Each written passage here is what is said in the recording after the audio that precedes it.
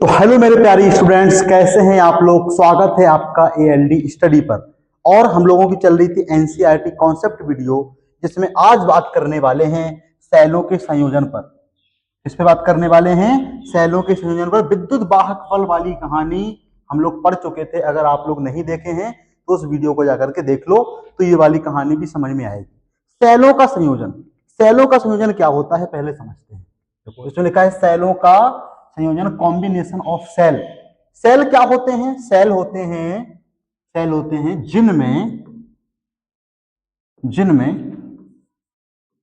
जिनमें विद्युत ऊर्जा संचित की जाती है। विद्युत ऊर्जा की क्या की जाती है? संचित की जाती है। संचित की जाती है।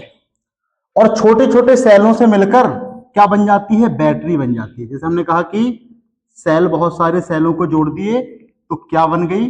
बैटरी। क्या बन गई? बैटरी। तो सेलों का संयोजन क्या कहलाता है? सेलों का संयोजन बैटरी कहलाता है। सेलों का संयोजन बैटरी कहलाता है। बैटरी। घर में देखे हैं, घर में बैटरी देखे हैं, बैटरा देखे हैं, उसमें बहुत सारे हजारों सेल क्या हैं? जुड़े हुए हैं। बट अब कैसे जुड़े हैं? तो जोड़ने के दो तरीके होते हैं। सेलों के संयोजन के दो तरीके होते हैं, जिन्हें हम लोग कहते हैं श्रेणी क्रम संयोजन। किसी भी चीज को जोड़ने का, अरे हम लोगों ने प्रतिरोध के साथ साथ हम लोगों ने संधारित्रों का संयोजन देखा। जब भी संयोजन की बात आएगी, दो प्रकार के संयोजन होंगे। पहला होगा श्रेणी क्रम संयोजन, श्रेणी क्रम संयोजन,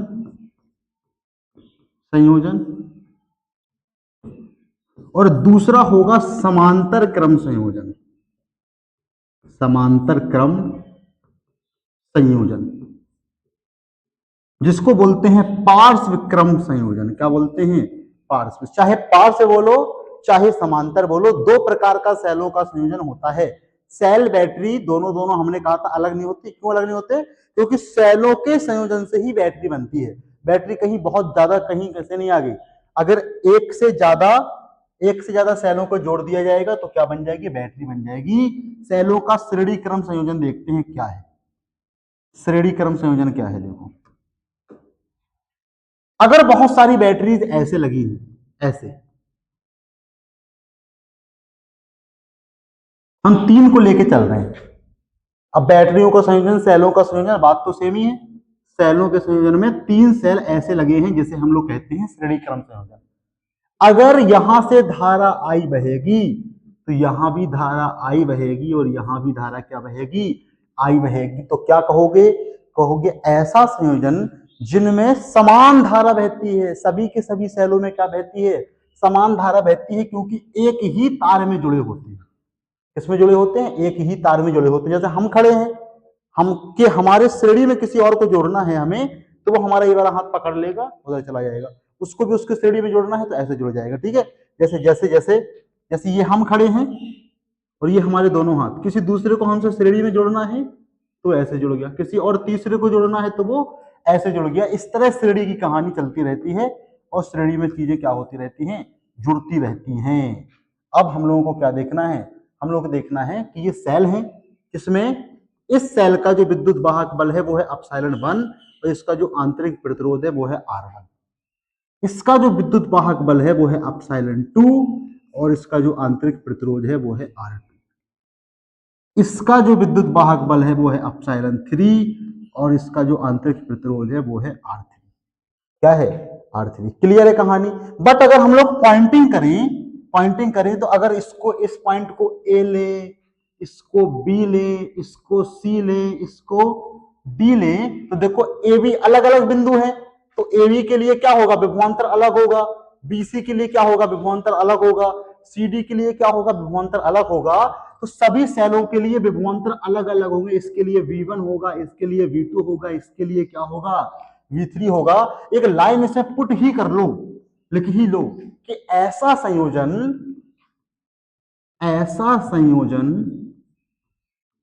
संयोजन जिसमें सभी सभी सेलों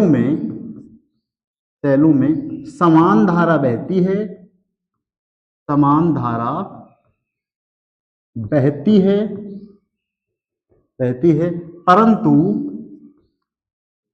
परंतु विभवांतर अलग अलग होते हैं। विभवांतर अलग अलग होते हैं। विभवांतर क्या होते हैं? अलग अलग होते हैं। क्लियर है ये वाली बात? देखो ए बी के लिए क्या है? V1 है, यानी आप पहले वाले सेल के लिए क्या है? V1, दूसरे वाले के लिए V2, तीसरे वाले के लिए V3।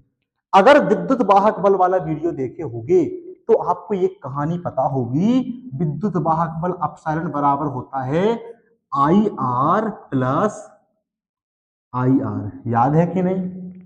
या इसी IR को हम लोग क्या कहते हैं? V कहते हैं। क्या कहते हैं? V। तो अपसारण बराबर क्या होगा? V plus IR। क्लियर है कि नहीं बात? अब अगर हम लोग ध्यान से देखें तो इन तीनों को हटा करके हमें क्या लगाना है? हमें इस वाली कहानी को लगाना है, इस वाली कहानी। तो V बराबर क्या हो जाएगा? यहां से पता चला V बराबर हो जाएगा epsilon minus IR। Epsilon minus IR। तुल्य जो तीनों सेलों को हटा करके एक सेल लगाएंगे जो कि इसके तुल्य होगा, जो कि इसके बराबर होगा, जिसका विद्युत वाहक बल अपसाइलन होगा, धारा उसमें I बहेगी, उसका आंतरिक प्रतिरोध क्या होगा? R होगा, और उसका विभवांतर क्या होगा? V होगा।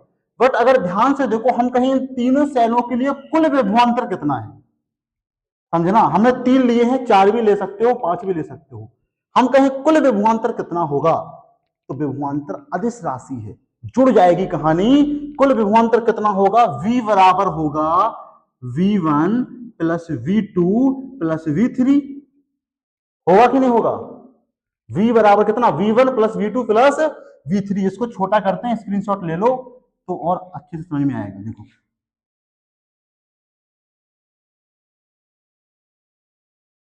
लो, समझना बात को। हम कहें for first cell, for first cell, इस वाले सेल के लिए V1 बराबर क्या होगा? V1 बराबर क्या होगा? V1 बराबर होगा अपसाइलन, अपसाइलन इसके लिए तो अपसाइलन अपसाइलन 1 रहेगा, 1 माइनस IR1, क्योंकि इसका आंतरिक प्रतिरोध R1 है। फॉर सेकंड सेल क्या होगा? V2 बराबर क्या होगा? Epsilon 2 minus IR2। होगा कि नहीं होगा? और फॉर थर्ड सेल क्या होगा? यहीं लिखे दे रहे, फॉर थर्ड सेल क्या हो जाएगा? V3 बराबर अपसाइलन 3 माइनस IR3। इस वाले समीकरण पे क्या कर दो? V बराबर क्या है? V बराबर है V1 plus V2 plus V3। तो V बराबर V1 का मान कितना है? V1 का मान कितना है? Epsilon 1 minus IR1, epsilon 1 minus IR1 plus V2 epsilon 2 minus IR2 plus epsilon 3 minus IR3। समझते चलना बात को, समझते चलना। V की जगह पे क्या कर सकते हो? Epsilon minus IR, epsilon minus IR बराबर क्या हो जाएगा? अपसाइलन अपसाइलन को एक साथ कर दो, epsilon 1 plus epsilon 2 plus epsilon 3, और माइनस, तो माइनस I सब में कॉमन है R1 plus R2 plus R3।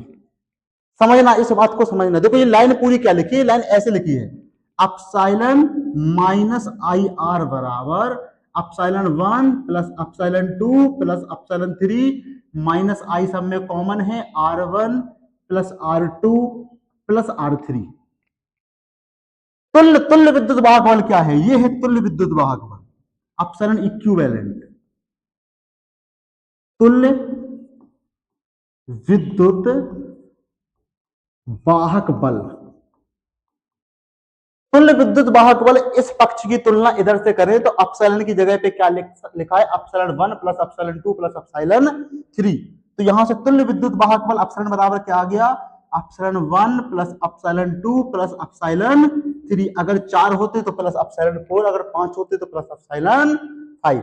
और आई तो क्या है, आई है माइनस है तो माइनस है, आर की जगह पे स्मॉल आर की जगह पे क्या है R1 plus R2 plus R3। समझ गए बात को? तो दो चीजें आ गई, अपसरण इक्विवेलेंट आ गया, आर इक्विवेलेंट आ गया। तो सर क्वेश्चंस कैसे आएंगे? देखो ऐसे क्वेश्चन आएंगे, तुमसे कहा गया कि 3 बैटरी हैं किसी परिपथ में 3 बैटरी हैं और उनके विद्युत वाहक बल 10 वोल्ट 20 वोल्ट और 30 वोल्ट हैं और उनके आंतरिक प्रतिरोध 1 ओम 2 ओम 3 ओम है। इन तीनों को हटा के एक इसके तुल्य एक दूसरी बैटरी लगाओ। ये श्रेणी क्रम में है, किसमें है? श्रेणी क्रम में। तो आप जो नई बैटरी लगाओगे इन तीनों को हटा के, उसका विद्युत वाहक बल कितना होगा? Epsilon equivalent equal to epsilon 1 plus epsilon 2 plus epsilon 3, यानी 10 प्लस 20 प्लस 30 कितना? 60 वोल्ट। और अगर हम कहें उस बैटरी का जो नई बैटरी है जिसका विद्युत वाहक बल 60 वोल्ट है, उसका आंतरिक प्रतिरोध कितना होगा? उसका आंतरिक प्रतिरोध होगा R1 plus R2 plus R3, यानी 6 ओम होगा। कितना होगा? 6 ओम। सिंपल सी कहानी थी श्रेणी क्रम की। समांतर क्रम की कहानी थोड़ी सी क्या होगी? डिफरेंट होगी, और समझना बात को। तो हमने कहा समांतर क्रम संयोजन। समांतर क्रम संयोजन में क्या होता है? एक ही जगह से सारी की सारी बैटरियां जुड़ी होती हैं, सारी की सारी बैटरियां जुड़ी होती हैं, ऐसे जुड़ी होती है कि नहीं? यहां से धारा अगर आई जा रही है, यहां से धारा आई जा रही है, तो यहां पे धारा क्या जाएगी? आई जाएगी, बट इसमें कितनी चली जाएगी? I1, इसमें कितनी चली जाएगी? I2 और I3, I2 I1 I3, और इधर कितनी निकल जाएगी? आई जाएगी। आई जाएगी, 3 अलग अलग ब्रांच हो गई, तो 3 अलग अलग ब्रांच में बट गई कहानी और फिर से जुड़ के चली गई। ये है कहानी किसकी? समांतर की। बट एक बात यहां पे समझना, ये है हमारा स्टार्टिंग पॉइंट ए बिंदु और ये है हमारा बी बिंदु। क्या ए और बी सबके लिए समान है? इस बैटरी के लिए भी, इस बैटरी के लिए और इस बैटरी के लिए भी। इन तीनों बैटरियों के लिए विभवांतर समान होगा। क्या समान होगा? विभवांतर समान होगा, बट धाराएं क्या होंगी? अलग अलग होंगी। तो लिख लो सेलों का ऐसा संयोजन, सेलों का ऐसा संयोजन जिनमें प्रत्येक सेल में धाराएं अलग अलग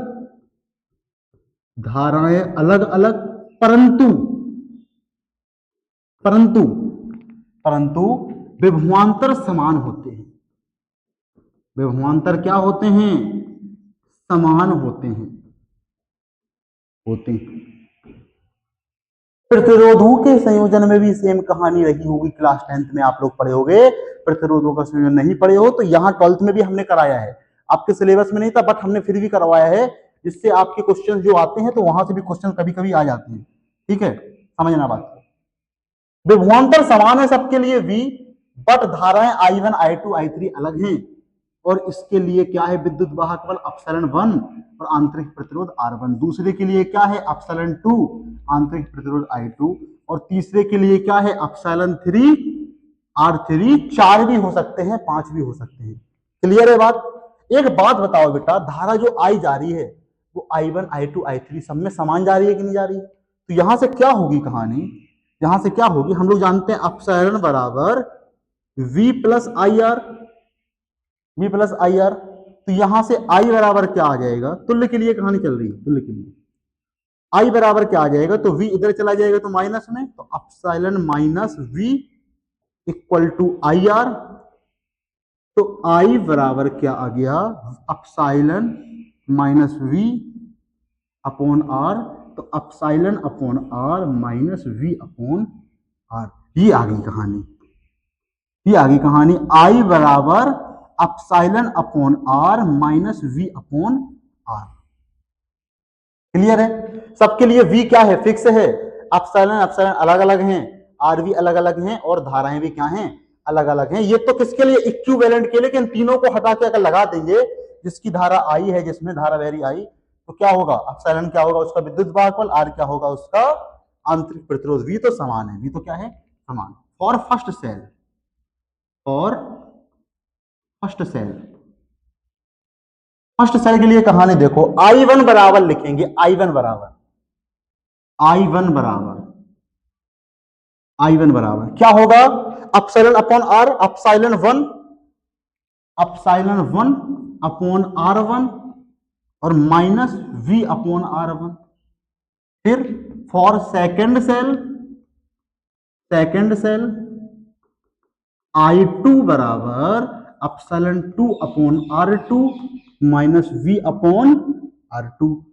for third cell, third cell I3 equal to epsilon 3 upon R3 minus V upon R3।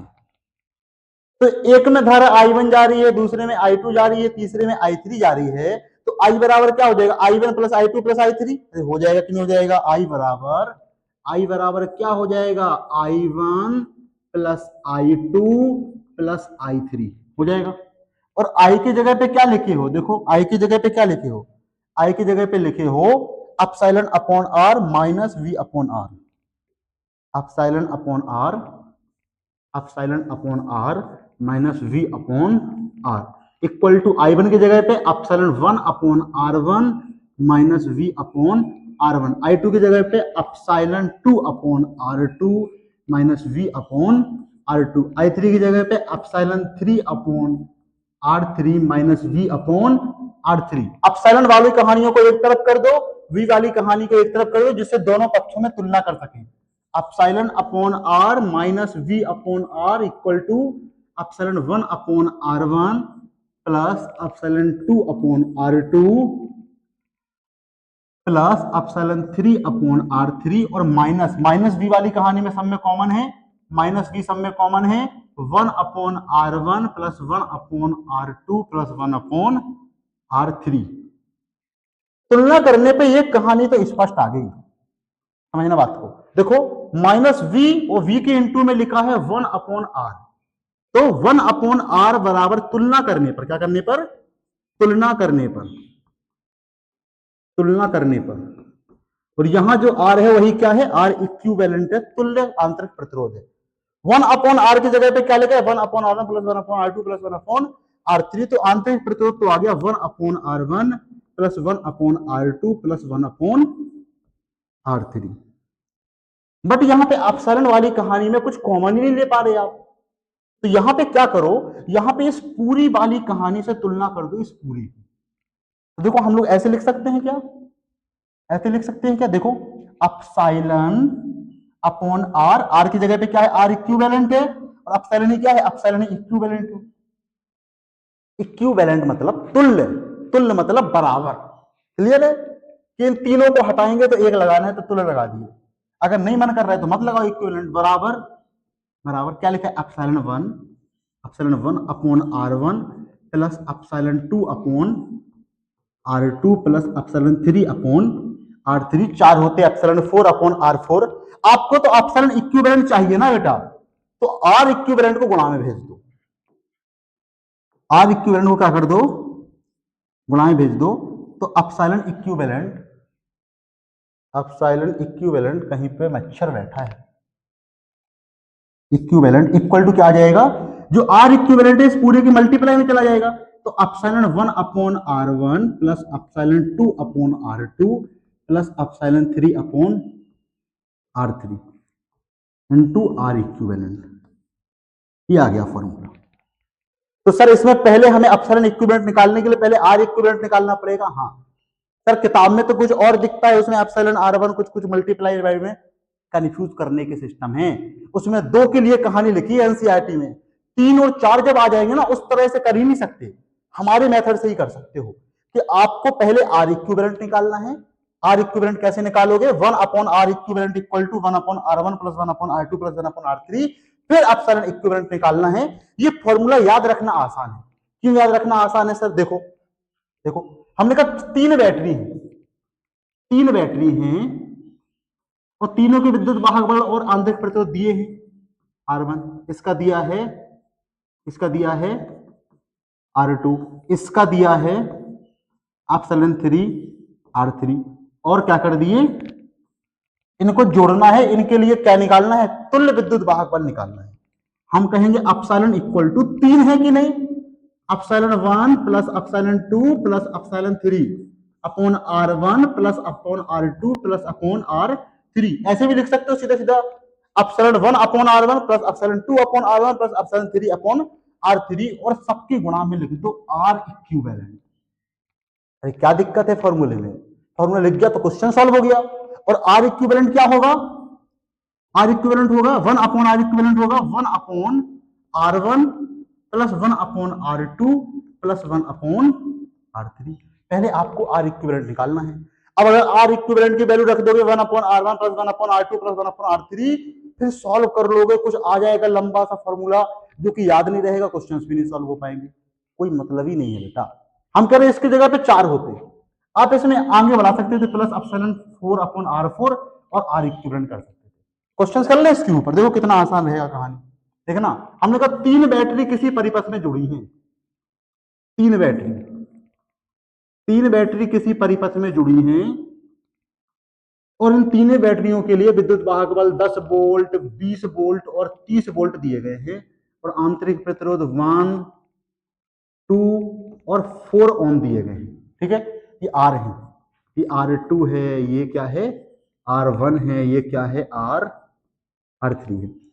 हम कहें एप्सिलॉन इक्विवेलेंट और R इक्विवेलेंट फाइंड करो, तुल्य आंतरिक प्रतिरोध और तुल्य विद्युत वाहक बल फाइंड करो। चलो पहले हमें क्या करना है, पहले हमें R इक्विवेलेंट निकाल लेना है, जिससे क्या होगा, लास्ट वाली कहानी जब हम लोग इसको निकालेंगे उसमें R इक्विवेलेंट दोबारा सॉल्व ना करना पड़ेगा। R equivalent 1 upon R equal to 1 upon R1 plus 1 upon R2 plus 1 upon R3, 1 upon R equal to 1 upon R1 की जगह पे कितना है 1, प्लस R2 की जगह पे कितना है 2, R3 की जगह पे कितना है 4, एलसीएम कितना है 4, 1 4 जा 4, 2 2 जा 4, 4 1 जा 4, 1 upon R equal to 4 2 6 1 7, 7 by 4, तो R equal to 4 by 7 ohm, R equivalent आ गया 4 by 7 Om.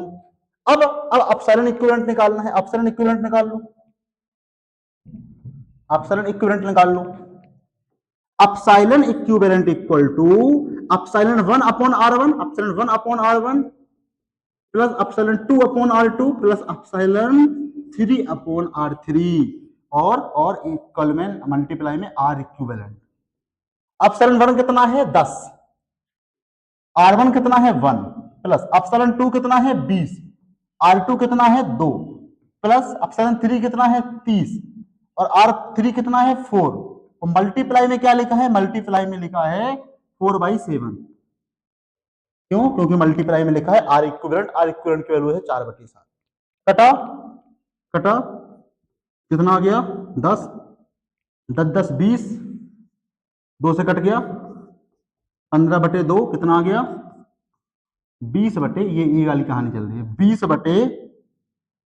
20 plus 15/2, 4/7, LCM 2, 40 plus 15, 4/7 कितना 55/2 गुणे 4/7, 2 से कटा 2 दूनी 4, 110/7, 110/7 वोल्ट आ गया आंसर आपका, आ गया। सॉल्व करने का एकदम एकदम आसान तरीका है, एकदम आसान, इससे आसान समझ में नहीं आएगा आपको सेलों का संयोजन।